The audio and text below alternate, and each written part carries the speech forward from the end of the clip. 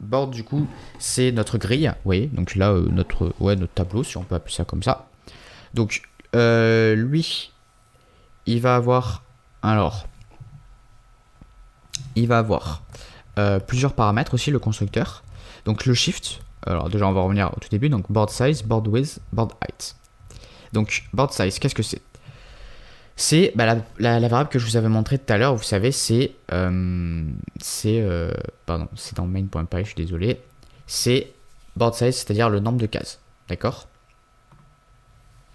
Board width et board height, c'est tout simplement la largeur, la hauteur de ma fenêtre. Tout simplement. Enfin de ma fenêtre, non pas de ma fenêtre, de mon tableau. Shift, c'est à partir de où je vais pouvoir le déplacer parce que peut-être qu'il y a au-dessus, il y a d'autres widgets. Oui, c'est le cas. Il y a la top bar. Ensuite, il y a screen. Donc screen, c'est ma fenêtre Pygame. Donc, ensuite, on va avoir un attribut screen. Une variable, un attribut privé score, parce que je veux juste l'utiliser ici, je veux indiquer que je veux pas que ce soit utilisé ailleurs, donc j'indique que cet attribut est privé. Et score de 0 de base, board size, board width, board height, voilà, ça c'est les paramètres. Shift pareil. Le padding, qu'est-ce que c'est? Vous savez, les cases ne se collent pas. Sur 2048, vous savez, quand vous avez par exemple un 2 et un 2 côte à côte, il y a un petit trait entre les deux.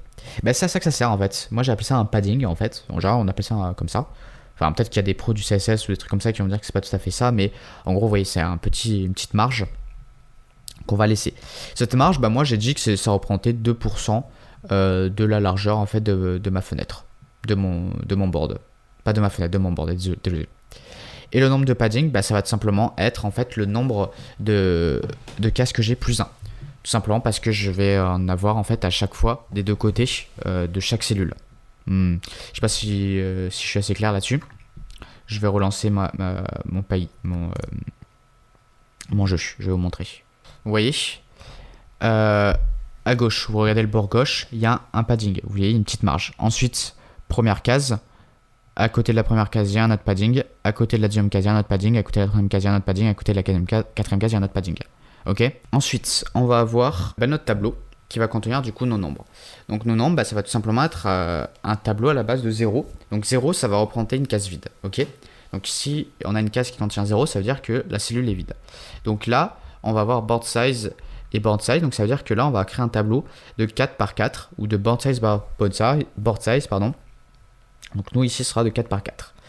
Gtype sera des entiers. Ensuite là ça va être un mapping de couleurs. Donc ça veut dire qu'en gros, vous voyez toutes nos cellules vont contenir nos valeurs, ça va être des entiers. Et les cases vont avoir des couleurs selon le type, selon le nombre qu'on a dedans. Là c'est un mapping en fait. Si on a un 0, la couleur qu'il faudra afficher pour afficher une case vide, ce sera du coup du gris. Si c'est du 2, ce sera un gris différent, plus clair.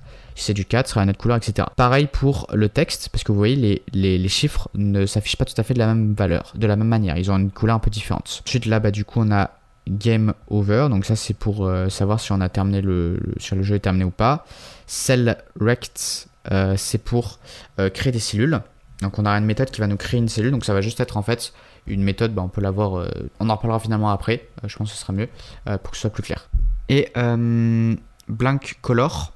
Donc blank color, ce sera juste la couleur en fait de fond de notre tableau. Ensuite, on a du coup quelques properties, donc un getter pour le score et un autre getter pour le game over. Donc ça nous permet juste d'accéder d'une manière un peu plus protégée à ces deux attributs. Voilà, parce qu'à la base, ils sont privés, c'est des attributs privés, donc on ne veut pas qu'ils soient vraiment utilisés. Ensuite, on va avoir une méthode qui va nous permettre de créer des rectangles. Donc les rectangles, ce sera du coup nos petites surfaces en fait qui vont être affichées pour afficher des cellules. Ok, donc tout simplement, il va nous falloir une taille. Ok, donc une cell width et une cell height. Donc ça, ce sera tout simplement un petit calcul que j'ai fait. Je pense que je vais refaire notre schéma. On va avoir nos cases, ok, qui vont avoir un padding. Hop, donc on a un padding de valeur x. Ok, de taille x, qui va toujours être le même, hein. Right. Voilà, là sera toujours x à chaque fois, toujours pour toutes les fois. Donc pour les 5 fois. Donc 5 fois ici, donc c'est-à-dire en fait, si on veut généraliser, c'est-à-dire le nombre de cases plus 1. Ok, donc là du coup, on sait ici qu'à chaque fois, on va avoir... Là, ici, on aura un padding de taille 5. Il faudra qu'on prenne en compte en fait qu'il faut enlever ce padding ici. Donc, c'est-à-dire 5 marges en fait, si vous voulez. Là, comme je l'ai dit, on a nos fenêtres, enfin nos cases. Et ensuite, on a des marges qui sont ici. Donc, ce qu'il faut qu'on fasse, c'est que pour savoir la largeur de tout ça, eh bien, il faut tout simplement... pour savoir en fait le nombre d'espaces restants en enlevant toutes nos cases, en enlevant pendant toutes nos marges pour nos cases, eh bien il faut tout simplement soustraire à la largeur de notre fenêtre, tout simplement la taille occupée par les marges totales. Et tout simplement ce que l'on fait, c'est que on va faire ça avec tout simplement avec nos attributs que j'ai stocké. Donc ça veut dire que on va soustraire à la largeur le nombre de marges qu'on a fois la largeur d'un nombre de fois la largeur en fait d'une marge ou d'un padding. Vous voyez, donc en fait ici le x que j'ai mis là, c'est en fait mon attribut padding. Et 5, en fait c'est tout simplement la valeur de l'attribut nb padding. Voilà, tout simplement. Donc c'est ça qu'on va faire. Hop, donc je vais re-switcher. Voilà. Visual Studio Code, où es-tu? Hop, nickel. Voilà, donc la largeur, du coup, on va avoir la largeur de notre tableau et on va enlever l'espace pris par les paddings, donc c'est-à-dire le nombre de paddings qu'on a fois la largeur d'un padding. Voilà, donc en fait ici, ça ce serait mon 5 et là ce serait mon x. Et je divise par la largeur du tableau, par le nombre de cases. Donc c'est-à-dire par exemple ici 4, puisque de base on a 4 cases. Tout simplement parce que là j'ai obtenu en fait, si je divise pas, j'ai tout simplement en fait l'espace qui me reste pour toutes mes cases. Sauf que moi je veux savoir la largeur pour une case. Tout simplement j'ai une valeur, je sais pas, je vais dire 12. Et j'ai 4 cases. Comment je fais? Je divise 12 par 4. L'espace restant c'est 12. Il me faut séparer équitablement cet espace pour mes 4 cases. Je divise 12 par 4. Même raisonnement du coup pour height, sauf qu'à part que là c'est pour la hauteur. Et ensuite les coordonnées. Les coordonnées, ça va tout simplement dépendre en fait de row et col, qui sont des paramètres qui ont été donnés en paramètres ici. Des paramètres qui ont été donnés en paramètres. Bravo, ça c'est fort. Des paramètres donnés qui vont nous donner du coup les coordonnées. Donc row et col, ce sera du coup les lignes et colonnes. Donc ça sera des valeurs du coup entre 0 et le nombre de cases qu'on a moins 1. Donc c'est-à-dire ici entre 0 et 3. Et donc là ce qu'il va falloir faire, c'est que va falloir faire en fait une sorte de conversion en fait pour pouvoir obtenir les coordonnées sur notre fenêtre. Donc comment on va faire ça? Tout simplement en fait ce qu'on va faire, c'est que en x on va prendre la colonne et on va multiplier par la largeur de la cellule. Pourquoi? Tout simplement parce que en fait ça va être du coup nos colonnes ici. Donc en x en fait nous ce qu'on veut c'est on veut se déplacer du coup vous voyez sur l'axe horizontal. Donc du coup il faut qu'on sache à quelle colonne on est, puisque les colonnes en fait du coup ça va du coup se déplacer, si on peut dire ça, sur l'axe horizontal, et la largeur des fenêtres, la largeur des cellules pardon. Donc du coup on va faire comme ceci déjà pour avoir la position en x. Donc si on est par exemple à la deuxième colonne et qu'on multiplie 2 par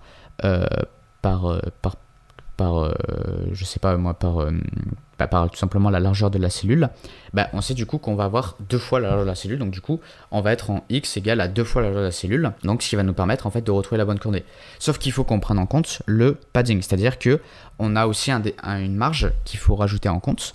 Donc ça tout simplement ça va être colonne plus 1 fois la largeur du padding, tout simplement parce que à une colonne ça veut dire qu'il y a eu le nombre de colonnes plus un padding en fait. Si je vous remontre le schéma, hop, comme ceci, vous voyez que là j'ai un premier padding, là j'en ai un deuxième. Si je suis sur cette colonne là par exemple, admettons, ou allez on va dire celle là, vous voyez que j'ai du coup ça c'est la colonne 2, donc on va dire que ça commence à 0, ok. Donc c'est-à-dire que je suis sur ma troisième colonne, et bien il me faut, donc ça c'est la colonne 2, ok. Bah, il y a eu 3 paddings avant, donc du coup, bah, col plus 1, tout simplement parce qu'il faut aussi prendre en compte ce padding là, ok. Et donc là, ça me permet d'avoir la taille totale qu'il y a avant, du coup, ma colonne ici. Voilà, j'espère que c'est clair. Donc, en fait, ce qu'on essaie de faire quand on a un X, c'est qu'à partir de la colonne où on est, qui a un numéro, ok, donc colonne 0 ici, colonne 1 et colonne 2 et colonne 3, on va essayer de retrouver les coordonnées en XY par rapport à notre fenêtre. Bah, simplement, ce qu'il faut, c'est qu'il nous faut calculer en fait, la coordonnée X en fait, qui est entre ici et ici, enfin l'espace qu'il faut laisser là, si vous préférez. Et bah, cet espace, comment on fait? Bah, tout simplement, on calcule combien il y a de colonnes avant. Donc ça, bah, on peut le savoir grâce à la valeur de notre colonne, tout simplement parce que notre colonne, c'est la colonne numéro 2. Donc ça veut dire qu'il y a 2 autres colonnes auparavant, vu qu'on commence à 0. Et il faut aussi prendre en compte le nombre de padding qu'il y a, donc le nombre de marges qui espacent les cases. Et c'est exactement en fait ce que fait ce calcul que j'ai marqué dans le code. Et pareil pour la hauteur. Sauf que la hauteur, il faut aussi prendre en compte le shift, parce qu'en Y, on a eu un décalage. Et voilà. Et du coup, on crée du coup un pygame.rect qui est du coup tout simplement une surface en fait rectangulaire. Là ensuite, on a generate random value for cell, donc ça veut dire qu'en fait, on va générer en fait un nombre aléatoire, donc un 2 ou un 4. Ça sert quand on démarre le jeu et quand on déplace des valeurs, quand on fait des translations, on a besoin de générer au hasard, dans une des cases disponibles, un nombre qui est un 2 ou un 4. Donc comment on fait ça? Bah, tout simplement, ce qu'on fait, c'est que empty cells égale np.argware. Donc ça veut dire qu'on va regarder en fait, ça c'est grâce à des méthodes NumPy, on va regarder où est-ce qu'il y a des valeurs qui sont égales à 0 dans board values, donc c'est-à-dire notre tableau qui contient nos valeurs. S'il y en a 0, donc c'est-à-dire qu'on a une liste vide. Alors j'aurais pu faire aussi différemment, j'aurais peut-être pas dû faire ça parce que c'est pas une bonne pratique, mais c'est pas grave hein, pour ici. Si on regarde, si on voit qu'il y a 0, donc c'est-à-dire qu'on a une liste en fait qui nous dit, notre liste en fait là va nous dire où est-ce que se trouve, à quels index se trouvent en fait les cases qui contiennent des valeurs 0. Donc si on n'en a aucune, ça veut dire qu'on ne peut pas générer de nouvelles valeurs, donc on ne va pas le faire. On arrête ici la fonction, enfin la méthode. Si par contre c'est pas égal à 0, ça veut dire qu'il y a des endroits où on peut trouver une cellule vide, et on va prendre une des valeurs au hasard. Ok, on prend une des valeurs, une des cases disponibles au hasard, et on met une valeur au hasard, donc un 2 ou un 4, avec des probabilités différentes. Là, ça nous donne, là, on fait un random point choice, donc c'est-à-dire que on va avoir un 2 ou un 4 qui vont être sélectionnés, le 2 avec une probabilité de 80%, le 4 a une probabilité de 20%. Create cell rects, donc ça c'est pour créer en fait des surfaces, en fait, où chaque surface va représenter un chiffre pour chaque valeur. Donc pour chaque valeur de notre cell rects, donc ici de notre tableau en fait qui va contenir toutes nos surfaces qui permettent d'afficher nos chiffres. Donc pour chaque valeur, pour chaque case en fait, on aura un rectangle en fait, un carré ici dans notre cas, qui nous permet d'afficher notre comment ça s'appelle ça, notre chiffre. Du coup là, on a déjà pas mal de choses, on a déjà nos attributs avec du coup tout ce qu'il nous faut pour la largeur, la hauteur, les marges, les mappings donc les mappings c'est ça, c'est nos dictionnaires en fait qui vont nous dire pour nos textes, pour nos chiffres, quelle couleur il faut qu'on dessine. Voilà. Comment on crée du coup une petite surface en fait qui va contenir pour afficher en fait notre chiffre. Donc chaque case sera du coup un petit rect indépendant, donc une petite surface indépendante où on va pouvoir mettre un chiffre et on va pouvoir ensuite l'afficher.